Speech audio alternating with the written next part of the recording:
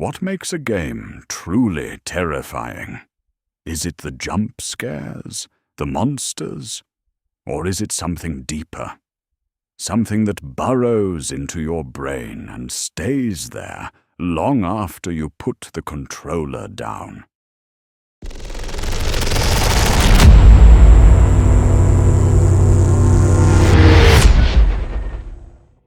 Today we're counting down the top 10 games that defined the horror genre. Not just the scariest, the ones that changed what horror in games even means. Before Resident Evil, before Silent Hill, there was Alone in the Dark. This 1992 PC game basically invented the template. Fixed camera angles, limited inventory, a sprawling haunted mansion, and enemies that could actually kill you if you weren't smart about it. It looks ancient now, but without this game, survival horror as we know it doesn't exist. Every game on this list owes it something. Amnesia did something bold. It took away your weapons entirely. You can't fight back. You can't even look at the monster, or your sanity drops. All you can do is run and hide. That helplessness redefined what indie horror could be, and it launched an entire wave of first-person horror games. It also basically created the Let's Play horror reaction video genre on YouTube. Yeah, this game broke the internet before that was even a phrase. Dead Space proved that sci-fi and horror are a perfect match. You're Isaac Clarke, an engineer, not a soldier, stranded on a ship full of reanimated alien corpses called necromorphs. The genius twist: you can't just shoot them in the head. You have to dismember them limb by limb. The whole game is built around that mechanic. And it made every single encounter feel genuinely desperate. Plus, the UI is embedded in Isaac's suit. No pause menus. No HUD. Just pure, unbroken dread. You are a journalist. You have a camcorder. That is all.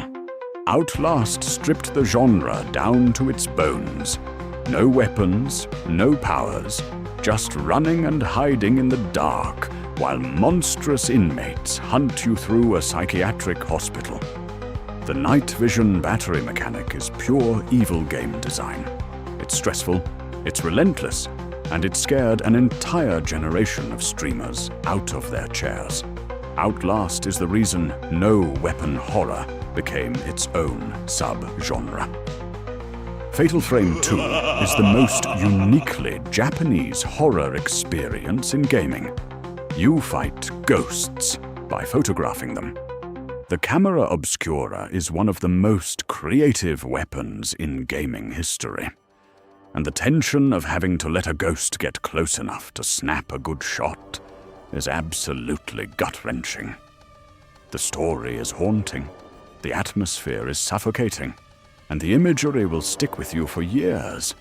Western horror gets all the credit. But Fatal Frame 2 deserves to sit at the very top of any serious horror conversation. PT was a playable teaser, a demo. It was never even a full game. And it's still one of the most disturbing experiences ever put on a screen. Hideo Kojima and Guillermo del Toro built an infinite looping hallway that gets progressively more wrong every time you walk through it. It was eventually pulled from the PlayStation Store, which only made it legendary. The fact that a cancelled demo makes this list tells you everything about how far ahead of the curve it was.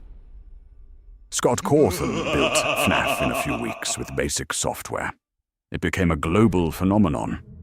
The concept is simple. You're a night security guard, watching animatronic animals on cameras, and if they get to your office, you're dead. Managing power, cameras and doors created a tension loop that was completely addictive to watch and play. Five Nights at Freddy's built a fandom, a franchise, a movie, and a generation of young horror fans. You cannot talk about modern horror gaming without it. Silent Hill 2 isn't just a horror game. It's a masterclass in psychological storytelling. James Sunderland travels to Silent Hill after receiving a letter from his dead wife. What unfolds is a deeply layered examination of guilt, grief, and self-destruction. The monsters, Pyramid Head, the mannequins, aren't random. They're manifestations of James's psyche. Every enemy has meaning. The fog, the rust, the radio static. It all builds a world that feels like a living nightmare. Decades later, games are still chasing what Silent Hill 2 achieved.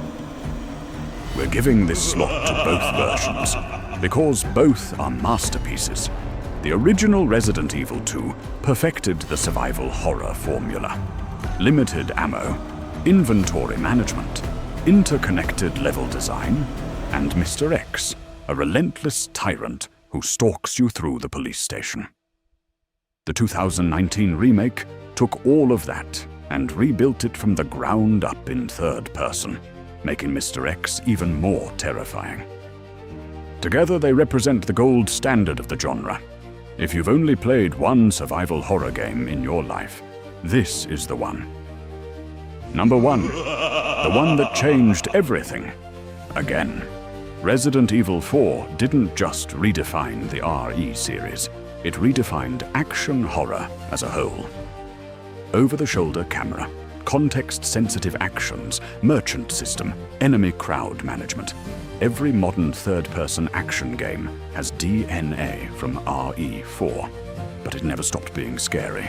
The village attack, the regenerators, the lake monster. It balanced tension and action in a way that had never been done before, and rarely has been since. RE4 is a perfect game, and it's the game that most defined what horror gaming could be. That's our top 10 games that defined the horror genre. Did your favorite make the list? Drop it in the comments. I read every single one. If you're new here, subscribe and hit the bell. We're doing every genre. Next up, the top 10 games that defined the RPG genre. You don't want to miss it. Like the video if you made it through without checking behind you. I'll see you in the next one.